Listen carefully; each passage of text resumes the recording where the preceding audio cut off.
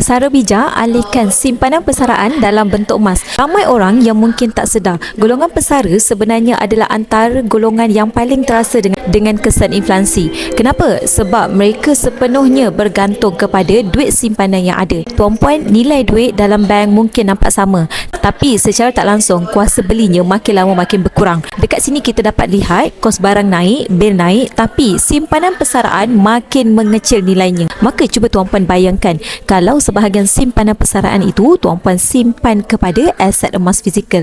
Emas ni tuan-puan, nilai dia akan lebih kukuh, kalis inflasi, dan ianya mampu melindungi kos sara hidup tuan-puan untuk masa-masa akan datang. Sebab emas ni secara purata naik 10% untuk 1 tahun. Tahun lepas sahaja tuan-puan, emas naik sehingga 22.9%. Bagi yang tak tahu, Public Gold menyediakan pelbagai saiz emas, jadi pesara boleh pilih nak beli emas ikut bajet dan keperluan masing-masing. Sebenarnya nak simpan emas ni tak perlu tunggu pun ada jumlah yang besar. Tuan-puan, kalau ada bajet kecil pun boleh mula simpan emas dengan Public Gold. Siapa yang pada hari ini mungkin tuan-puan yang bakal bersara lagi 5-6 tahun, nak lindungi simpanan persaraan daripada inflasi, nak saya bimbing dalam simpanan emas Public Gold, maka boleh terus klik link di bio ataupun terus rujuk pin di video TikTok saya cara untuk bermula. Saya akan guide tuan-puan dalam simpanan emas bersama dengan Public Gold.